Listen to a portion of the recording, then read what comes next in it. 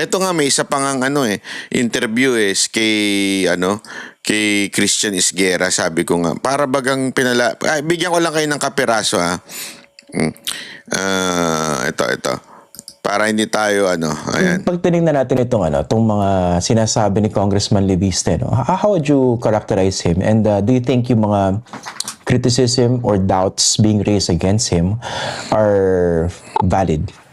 Yeah, I think those are very valid criticisms. Kasi hindi naman natin itinatanggi na halimbawa dahil congressman siya, i-check niya yung executive dahil trabaho niya yun, no? Kaya lang yung parang araw-araw na meron siyang bagong, sinabi mo nga pasabog, parang baka ako lang, no? Para kasing hindi nagiging genuine. Kasi medyo parang masyadong na-frame siya, o sige, sabihin na natin na anti-corruption crusader, which is not bad at all. Gusto natin, gusto natin ng transparency, gusto natin ng accountability. Kaya lang yung timing at saka yung bilis, yung dalas, parang hindi malayong mag-iisip ang mga tao kung anong motibo niya, no? Kasi naman kung halimbawa Batangas lang naman yung yung aim mo, gusto mong ma-re-elect, then hindi mo na kailangan ng ganito ka lawak na exposure, di ba? So, I don't think, it's unfair to him para isipin ng ibang tao na maaring meron siyang inaay na higher position na hindi rin masama. Kaya lang, kung ako yung handler niya, halimbawa, sasabihin ko na medyo hinay-hinay. Anyway, sa 2028 pa naman yun. Kasi nga, you run the risk of overexposure and at the same time, meron siyang mga parang nagiging urong-sulong. Yeah. Diba? Yun yung nangyayari. So dito mukhang may nakikita ba kayong overexposure na din sa kanya mga pinapasabog patungkol dito sa flood control corruption? Yes, mananawa kasi yung mananawa din yung mga tao. Yan yung kanilang ngayon, yan yung kanilang packaging ngayon na parang overexposure. May pasabog siya for 2028 kasi gustong tumakbo ng 2028. Parang ako para lang sa akin instead of looking at kung ano man yung pasabog niya, bakit yung political plans niya ang pinag-uusapan? So, paano pa magsasalita yung mga supposedly gustong magsalita against corruption kung yan kagad ang iisipin ninyo? Di ba, naintindihan natin, ibig ko sabihin, kung ganyan ang ating ibibida sa mga nagbibigay sa atin ng impormasyon, patay tayo dyan. Di ba? Patay tayo dyan. Isipin kagad ng mga, ayoko na umepal dyan kasi sasabihin pa, epal ako. Kasi ganyan remember, ganyan sa eskwelahan natin Di ba? Pag ikaw hindi marunong makisama, at sinumbong mo yung mga nag-cheat o di kaya yung mga noisy boys, di ba? Ganun sa amin nun Pag sinumbong mo, parang ang dating ikaw pa masama. Patay tayo dun. So, yung mga gustong magsumbong sa susunod ay hindi na magsusumbong. Yung gustong tumayo para sa katotohanan, hindi na nila gagawin. Kasi instead na tiningnan yung sinabi niya, ang parang pinalalabas pa ng ibang mga political analyst, ay masama yan, may plano yan sa 2028 kasi inuunti-unti yung sinasabi niya. Di ba? Alam mo, ako eto lang, marami pa siguradong pasabog itong, mabuti nga meron tayo isang congressman na ganyan, na binubulgar. Oo, busisiin natin yung sinasabi niya kung totoo o hindi. Yung motibo, hayaan na natin yan. Ang importante, totoo ba yung sinasabi niya? Yan na nga, Aminado yung iba mga congressman, hindi yung Christmas bonus, pero meron. Booking Buti na booking natin. Ibig sabihin, ano ibig ko lang sabihin? Whatever the fucking motive of Libiste, I don't care. As long as he is telling the truth. He is telling the truth. As a matter of fact, di ba? Kinonfirm ng mga kasama niya. Yun nga lang sinasabi, hindi Christmas bonus yan.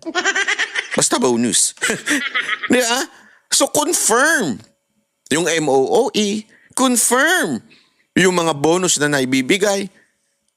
Confirm po yun. In other words, tama. Tama at makatotohanan na sinasabi ni Libiste. Huwag na natin pakailaman kung ano yung motibo niya. Ay motibo niya na yun. As long as tama. Kaya nga dito sa pag tama, palakpakan, pag mali, banatan. Kayo, para kayong kayong mga, talaga, anything. Kasi nga, again, it is because dumidikit sa mga Duterte itong pangalan ni Libiste, kaya nila binabatikos. That's the fact. Diba? Yan ang masama talaga sa bayan natin. Anyway, maraming salamat. Sana po ituloy-tuloy na ang ating pagbibideo uli. Ako po si Banat Bay. Magkita-kita ulit tayo sa susunod na Banat Bay. Kami ang boses ng masa, hindi natatakot. Katotohanan lang, di kami nalulunod. Walang bahid ng sismis, lahat ay totoo. Kahit sino ka pa, pag mali ka babanatan ka. Walang pinipili kulay, wala kaming kinikilingan. Basta para sa bayan, kami lalaban.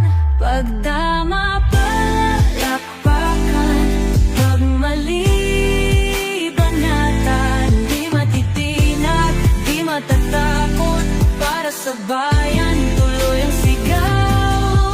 Sa harap ng kamera, walang halong takot. Mga baluktot, lahat kayo'y tutumba.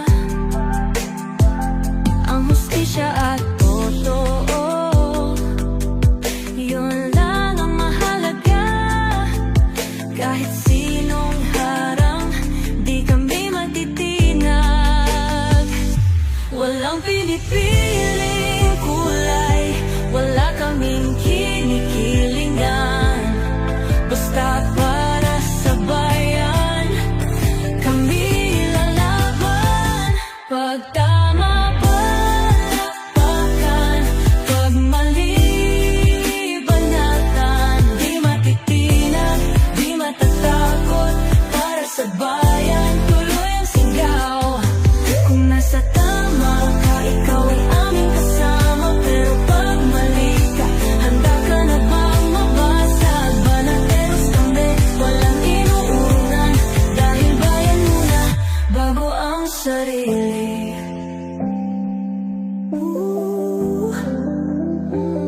Bago ang sarili.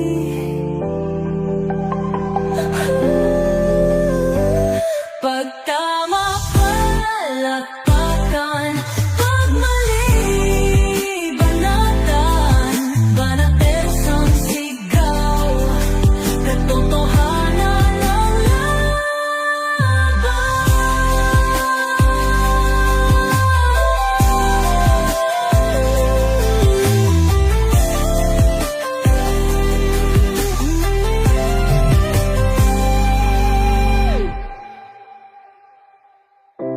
Sa harap ng kamera, walang halong